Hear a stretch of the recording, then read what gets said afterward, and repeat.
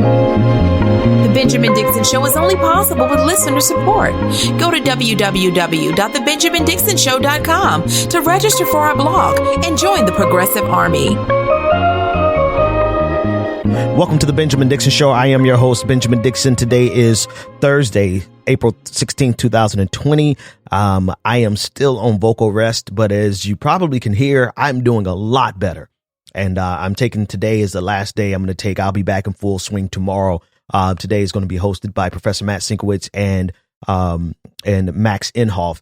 They'll be joining you momentarily, but I'm only interrupting their broadcast because I could not let the day go by without discussing the fact that 22 million Americans have lost their jobs in the last 4 weeks. 22 million Americans who no longer have stable income. 22 million Americans who are only going to get unemployment benefits for a short period of time, depending on their state's variation on unemployment insurance. 22 million Americans, even if they had health insurance, no longer have employer-based health insurance at the beginning of a pandemic. 22 million Americans who are facing the roughest time in our country's history without any security whatsoever. I bring this to our attention this morning because this is only going to get worse, and yet and still our leaders are playing politics as usual. There is no urgency whatsoever. There's no concern from either party for these 22 million Americans. And the fact that this is going to only get worse. We're going to see levels of unemployment that rival the Great Depression or exceed the Great Depression. And our politicians are not concerned. They're not concerned because they're not doing anything different. Even though our country has changed dramatically, even though the times are significantly different, our politicians are doing the same damn thing.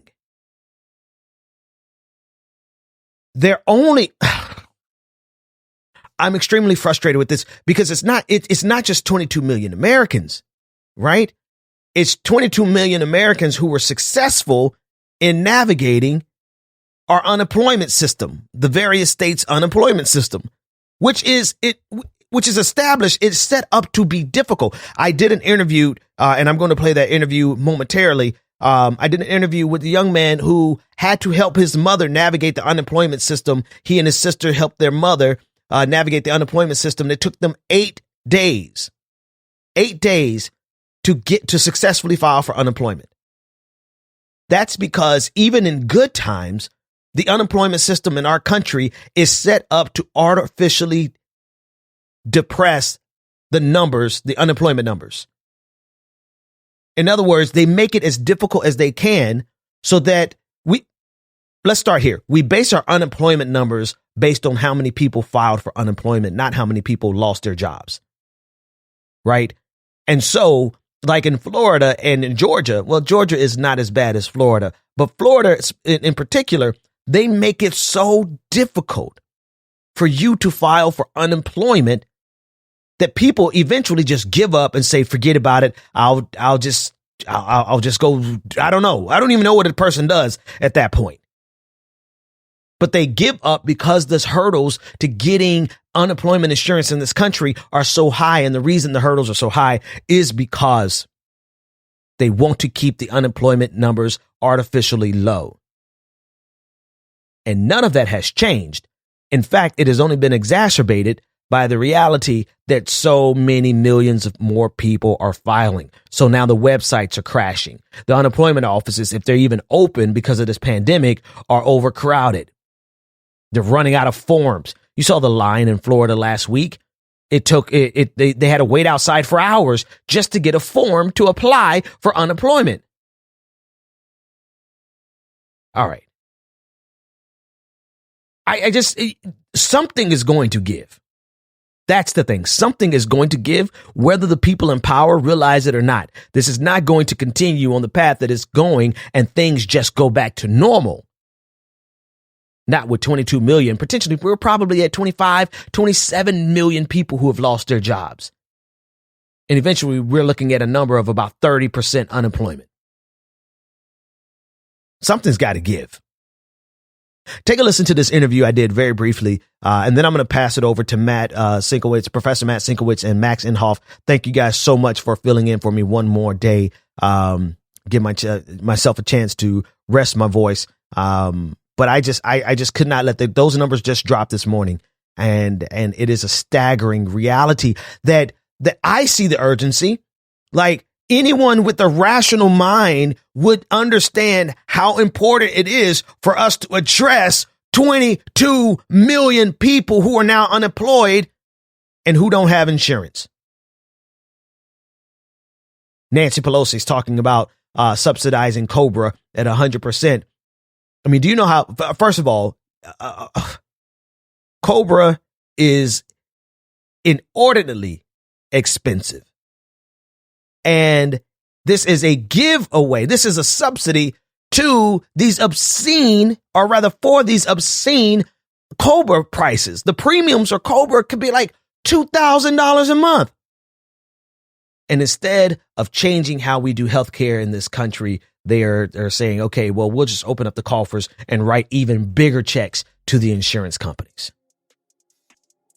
Take a listen to this interview, and then the next voice after you hear this interview will be Professor Matt Sinkowitz and Max Inhofe.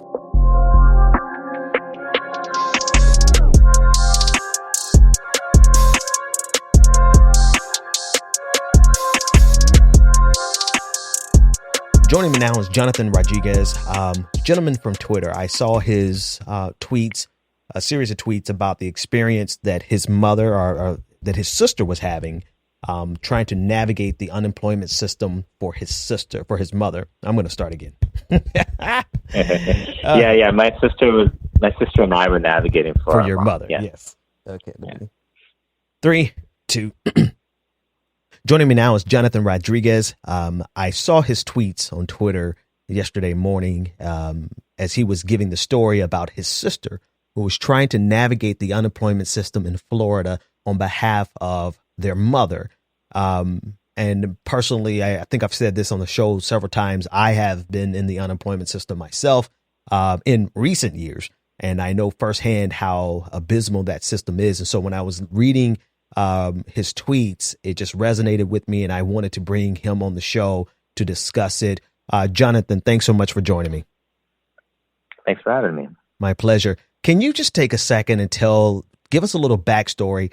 And this is a little different for my audience. Like I'm trying to shift a little bit to highlight the people who are impacted by everything that's going on around us. The coronavirus, the impacts of the coronavirus. 16.5 million people so far have lost their jobs. And that's only the number of people who were successfully able to file for unemployment. But as you were describing, the process is so difficult, that number could be even higher than we even know. Oh, definitely much, much higher.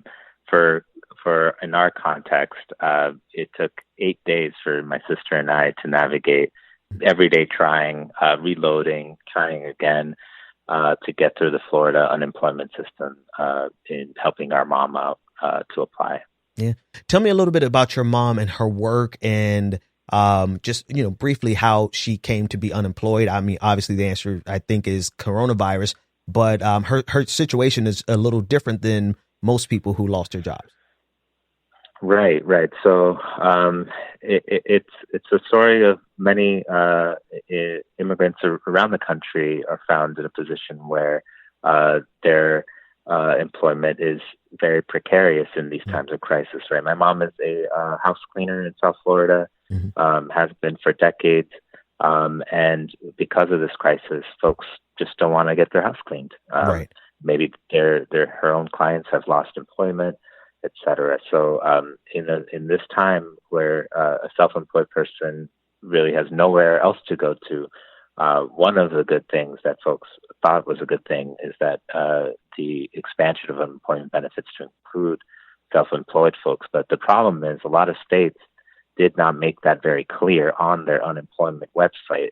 Me and my sister, when we were trying to research this, it wasn't clear for us until we started applying that she would qualify for this system. Some states are creating different application processes, from what I understand, for what they call pandemic unemployment insurance for self-employed folks. So it was a very confusing process, and I'm just glad we got through it. Unfortunately, you got to do it every 2 weeks, apparently. Right. Yeah. So as you were describing it, that's the part, right? It's every 2 weeks, and so it. Well, really, before I go to the next point, I'm actually impressed by the fact that you all didn't even know if she would qualify, but you took the gamble and went through that process anyway to discover that she did qualify. And then after 8 tedious days of trying to use their system, you were able to successfully get unemployment. But now you have to go through that same process again in 2 weeks. Yeah. And let me tell you a little bit about this process, right? Because, of course, Florida is where I grew up, part of my life, and I hold a lot of people dear there, including, of course, my mom. But it's under a government, a Republican majority that just has deep disdain for working people and folks that might be unemployed. And in good times, it's a disaster. And bad times, it's absolutely a disgrace. And the way they built this website, it would load for minutes before crashing and kicking you out, and then having to log in and having to refill a lot of things. Some things kept in the fields. A lot of it you would have to refill. Yeah. There were parts of it where the governor, because of massive pressure, had waived the requirements of the patronizing requirements that you have to sign up and show 5 different work searches and sign up for work seminars and sign up for this website, and all the burdens that itself creates, especially for folks that English may not be their first language. And that is still on the website as of a couple of days ago when we were getting to that step. And my sister and I were like, is this still valid? What kind of jobs is she going to be able to search even? There's no jobs out there. Of course, they had waived that, but it was still on the website, confusing people, probably intimidating people. And so that can't happen. That's not right. And so this is, and this is what people are experiencing, right? So you use offline, you called it like a grinding down process. And that's what I remember the most about being in the unemployment system. Before the pandemic, when I was in the system, we had to go downtown. We had to sit in a seminar. We had to sit as they lecture us about getting money inappropriately or scamming the system. They try to scare us out of even getting unemployment insurance in the first place. And what I've come to learn is that this is an intentional tactic that they use to suppress the unemployment numbers. They make it as difficult as they can, so many people will just give up and they fall into that depressed worker category where they're not even trying to look for work anymore, and they're not in the unemployment numbers because they didn't qualify, or because they could not, because they didn't qualify, but because they just simply could not complete the process because of how tedious it is. And this is what you're experiencing firsthand. And then to make matters worse, you have to go through a similar process. Like if Florida's like Georgia, because I'm in Georgia, you had to renew every week in Georgia, but you didn't have to like set it up again. You didn't have to go downtown to the unemployment office every week, but you did have to log on to a website, which means they have to have a functioning website. Right. What's going to happen in 2 weeks when everybody, the millions of people in Florida that have applied, have to reapply or relog on again? It's just, it's very disappointing. It's a disaster. And it's not just in Florida or Georgia, right? It's all over the country. Blue states don't do this much better either. So Yes. I don't want to hold them harmless. Yeah, no. Jonathan, listen, man, thank you so much for taking this time to speak with me. I know it's just one story out of millions. I mean, like we said, there's 16.5 million people who were successful in accomplishing what you and your sister were able to navigate. But then how many more people fell in the gap? And so I thank you for coming on and just sharing your story with us. Yeah. I guess, parting words is just to say, like, we have to continue to work in the system while it exists, while always striving to radically transform it, because it's not working for working people. Yeah, I hope that we can do that together. Thank you so much for having me on.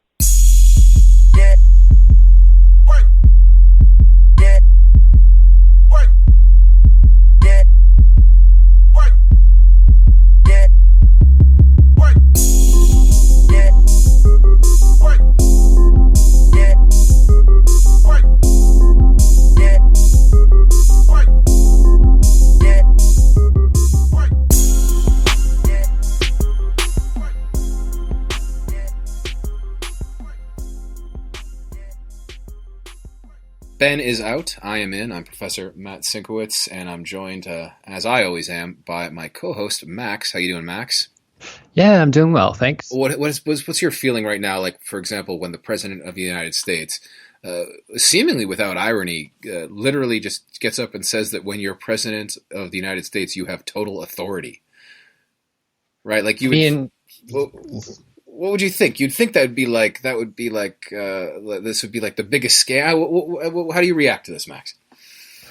I mean, of course, like, hypocrisy is boring, but just like Republicans and their love of federalism, for a president to go around touting that he is like the absolute authority, like I could, you just think about how it would be under Obama or under like a President Hillary Clinton saying such a thing, and just like the convulsions that would be going on right now. The justified convulsions. Sometimes when you play that game, you're like pointing out that like, oh, they're overreacting. They would be overreacting in that case. No, I mean, this is what bothers me. Well, what bothers me most is that this is a person who's supposed to be leading us through this absolutely like existential crisis. But the next thing that bothers me is how bad the writing is. Like the scripting of this thing, or whatever like computer simulation we're actually living in, has just gotten so lazy. Like he's like an 80s movie villain, like some sort of like soap opera kind of like baddie from like 1985. Like he literally like, well, when you're president, you have total authority. I mean, it's like a Simpsons parody character. I mean, what is this? Like, it's just so poorly executed as a bad guy, let alone as a president of the United States. This, I think, is the thing that is most unnerving to me right now. Yeah, I mean, like if let's just say the Obama era presidency was HBO Prestige TV, what network would the Trump presidency be? Oh, that's good. Okay, so all right, it would either be an early USA Network attempt at a drama, like with like some like washed up. Like a Don Johnson kind of guy as president, something like that. I guess he's had a bit of a comeback, but think of him as the guy from Miami Vice. Think of some washed up guy making a comeback. Alyssa Milano. Could be, so that would be like if it was a little more recent, or it could. This is just kind of what like some dramas were like in like the early '80s, which makes sense. So things like Dynasty and Dallas. Right, where you had these like archetypal characters that like just represented like pure greed and terribleness. I mean, you're referring to like Succession or something on HBO, where it's got like this combination of like the characters like have some bad intentions, but they're not all bad, and the ones that are serious are sometimes funny, and the ones that are funny are sometimes serious. Like that's the Prestige version. This is that like 80s or like off cable version where there's just no subtlety at all. Like literally, yeah. he said it used to be. Right, that what you would do in this kind of circumstance is, the president from the party you don't like would say something, and you'd be like, he's trying to become a dictator, and they're like, oh, well, what do you mean? Well, look what he said in this, and he said it this way, and it's a little bit nuanced, and here, but you see, he's really after this, and Reagan really wants to do this and destroy government services, and he did it this way. But now the guy, he just says it. He just says, like, I have total control. Like, this is something that was written quickly, and that it was assumed that people are just watching for the plot, right? Like nobody's interested in the story and in the character development or the lines. We're not quoting this. It's just like we need to advance to the next stage of this like cheap drama. Let's have them just say he wants to take total control. I mean, it is, and there's no response to it, right? Like, it might as well be in another language, because and if you watch that clip where he says, like, when you're president, you have total control. I forget the journalist, but they're just sitting there like, well, that's not true. Right. Like, right. And like Governor Cuomo of New York was like in his press conference, like, oh, of course, that's not true. But you can't. I mean, Cuomo. We can say what we want to, but like, there's nothing to. What can you say to not sound dumb in response to that? Right? Yeah, it's like arguing with you. I mean, it's arguing with a 4-year-old. It's just like, well, no, you can't eat all the cookies. That's not something you're allowed to do, and I'm going to put them away now. Except that I guess he can't do this. So that's, I guess, the good thing. But as you note, the willingness of people whose ideology are totally in opposition to act as though he can. Right, that's like, I mean, this federalism point you brought up, which is, kind of right in front of us, but also worth noting, right? This people who have just been all about, quote unquote states' rights and all the ugliness that historically that has meant. Now we're making excuses for a guy saying he has total authority. Can I tell you what else is bothering me, Max? Yeah, what else? It's also sort of bad writing, but it's how in 2020 are the pop culture references coming from our potential presidential candidates like this dated? How are they like older than like a Ronald Reagan reference? Like they are. Do you know what I'm getting at here? Right, like Trump today was talking about the movie Mutiny on the Bounty, which people on Twitter seem to have heard of, but I've literally never heard of in my life. I know the movie Mutiny on the Bounty. It's from like it's like a movie that like my grandfather watched a lot. He would watch like that and Bridge Over the River Kwai over and over again. It's just a macho kind of like militaristic like. It's fine. It's not so much the movie that I have a problem with. It's that it's literally a reference from my grandfather's like generation. I mean, like, yeah, well, Trump's media literacy seems to all come from the same period. When he was doing rallies after Parasite won the Oscar, he was talking about how like we used to make great movies like Gone with the Wind. We used to. I mean, that is. Okay. Well, okay. So forget Gone with One's got a lot of problems, like being super racist and whatever else. Also, it's so boring.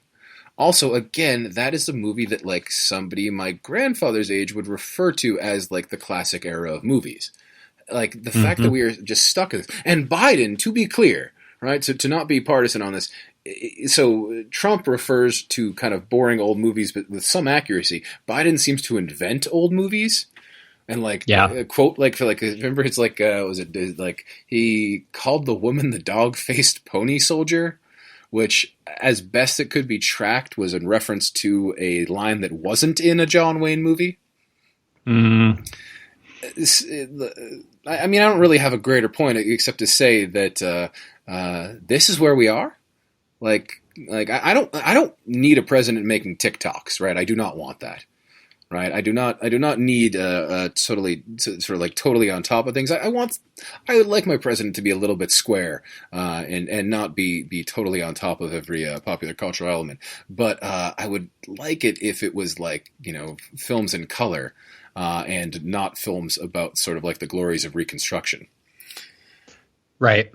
Yeah, I mean, I think the point was made in like 2016, but people were talking about how it felt like. And the last gasp of like boomers running for president.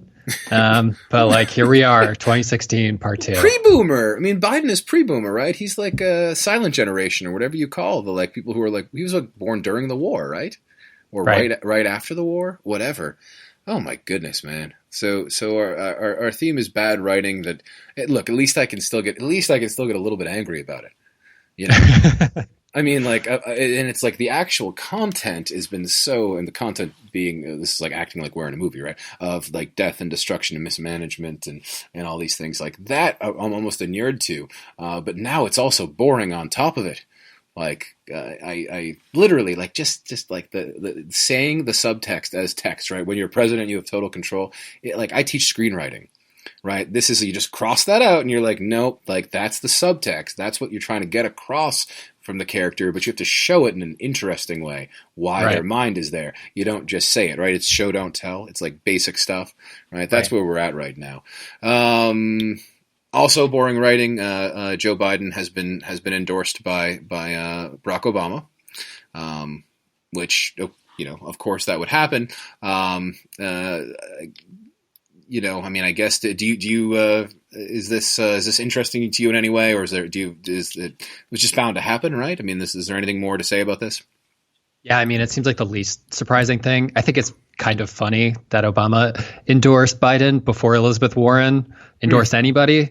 Yeah. But on top of that, some of the reporting has been kind of alluding to the fact that Obama has been working behind the scenes a lot to kind of coalesce Democratic support around Joe Biden. So it's really awesome that, the greatest beneficiary of Obama's presidency has, not been the working class, has not been, any kind of marginalized group, but has instead been Joe Biden, senator from Delaware.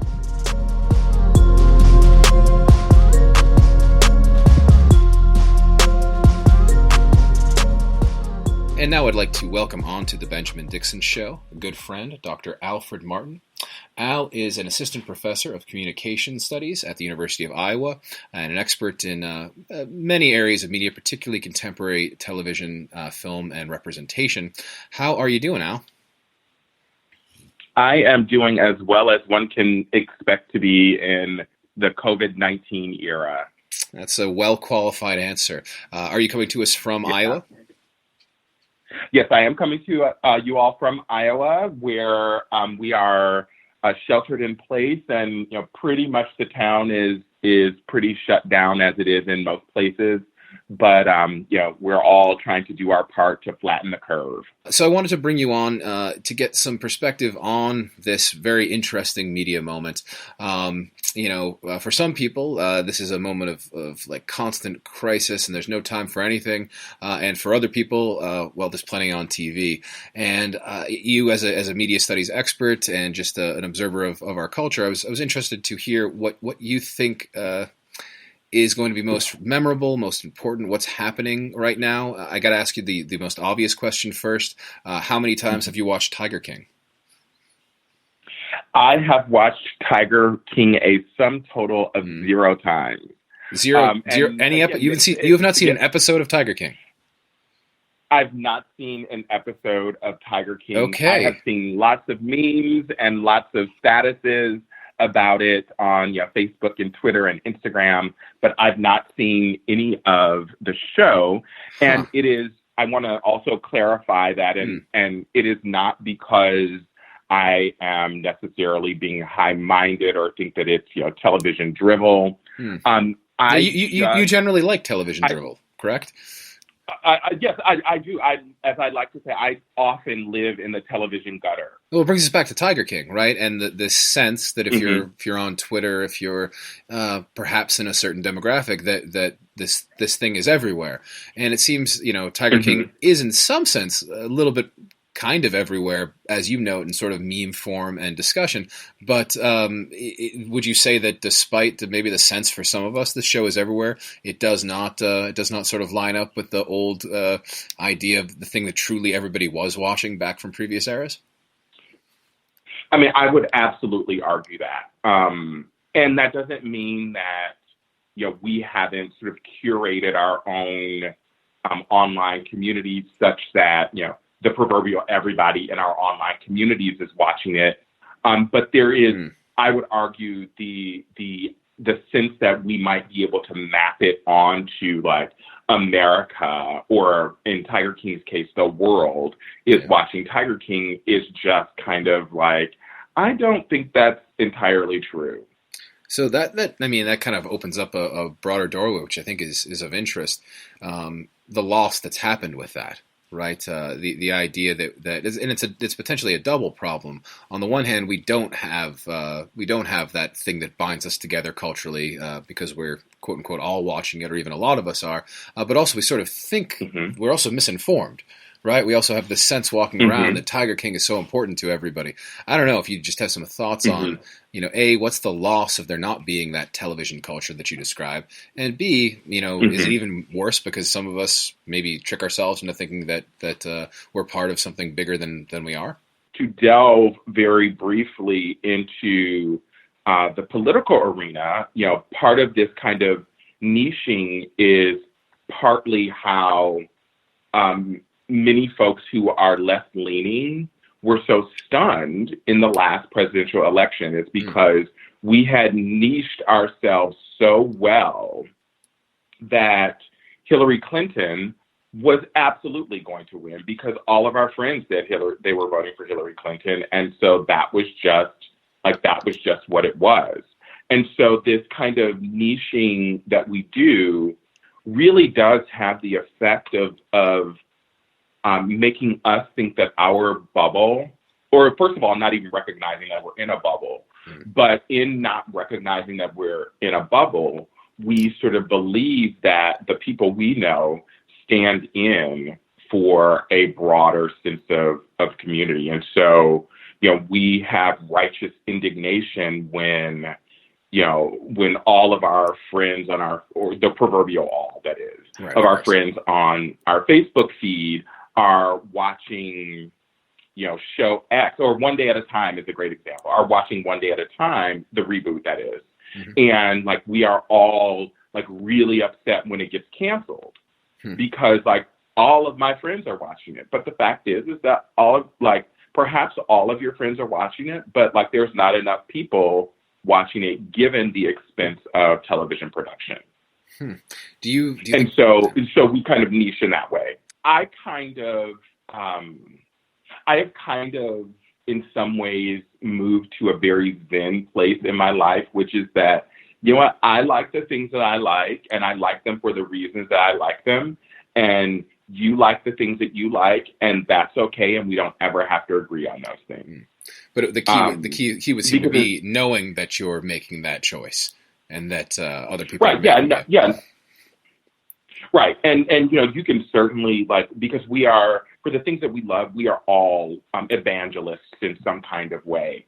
And so we are all, for me, Schitt's Creek was my thing. And so I was shouting from the rooftops about how great Schitt's Creek was.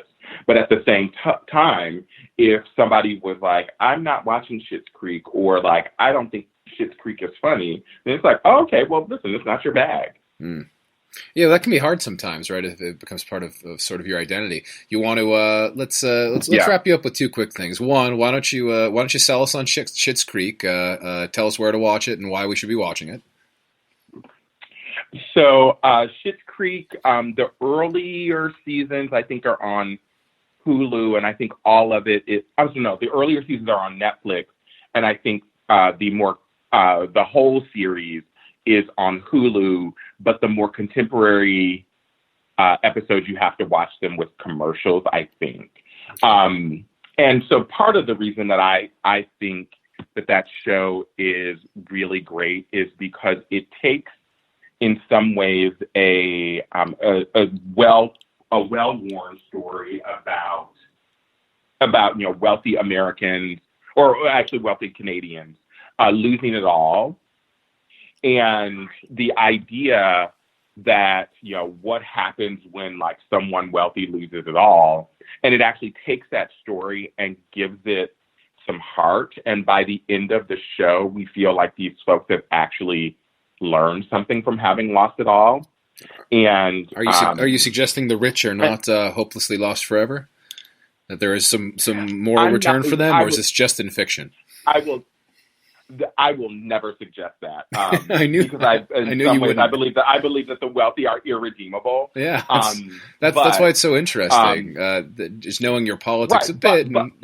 Right, but the flip side is that it's really good storytelling, and Catherine O'Hara is an international treasure. Yeah, she's funny. She is amazing on that show. And of course, Eugene Levy plays the straight man to her sort of wackadoodle, character, as he generally always does. But it really was a show that had some really great heart. And with respect to my own research interests around queer representation and such, it was really a kind of nuanced representation of queerness that wasn't necessarily all puppies and rainbows. So it was like, as a television comedy, I thought it was really smart. Yeah. No, that's so interesting, right? That's why your description of it really struck me. It's sort of it's a sort of valorizing of people who you maybe don't think are redeemable, and a little bit of like sort of schmaltz to it, which is not your thing. So interesting. I think it's a great recommendation. And also you've given people a sense of a slightly different way to watch the show. So my last question for you is will we see, will the world of media be totally different after, God willing, this pandemic ends, or are we all going to go back to where we were? What do you think the one lasting impact of our crisis is going to be? I think that we may have peaked with television. So I think that television might end up getting smaller, and we might have less in the way of production. I think that the way that we particularly watch film is going to shift, because I don't think that there will be as heavy a reliance on theatrical release. Because as we saw with Trolls this past weekend, for $20, people could watch as much as they wanted to for 48 hours, and the studio could still make some money. And so I think that those kinds of things will shift for films. We'll still, like big movies, we'll still see those in theaters, but smaller movies, probably not so much. And I think that TV will, and I'm calling TV sort of what gets produced on the streaming platforms, as well as what is on the box in our living rooms. I think that we may have finally reached our breaking point. And I in some ways, I hope that we've reached our breaking point and we start to produce less television. Yeah, and maybe we can get back some of that sort of simultaneous enjoyed culture that you described. If we cut down on the extreme production, no, that makes some sense, and I think it's all right. Well, thank you so much for taking the time to join us. Can people follow you on Twitter? Yes, my Twitter handle is @AlfredL.Martin. All right, thanks so much, Al, and we'll talk to you another time.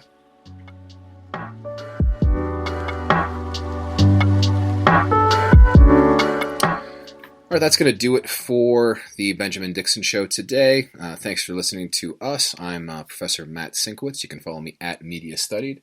Max is Max. How do they follow you, Max? I'm on Twitter at MaxMillionaire.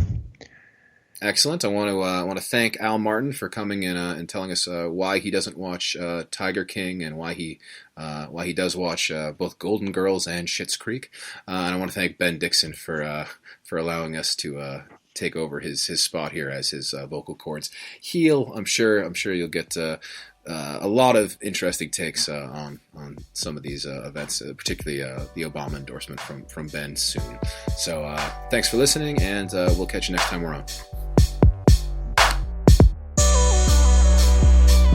The Benjamin Dixon Show is only possible with listener support. Go to www.patreon.com/The BPD Show and support The Benjamin Dixon Show. If you like this episode, be sure to share, like, and subscribe.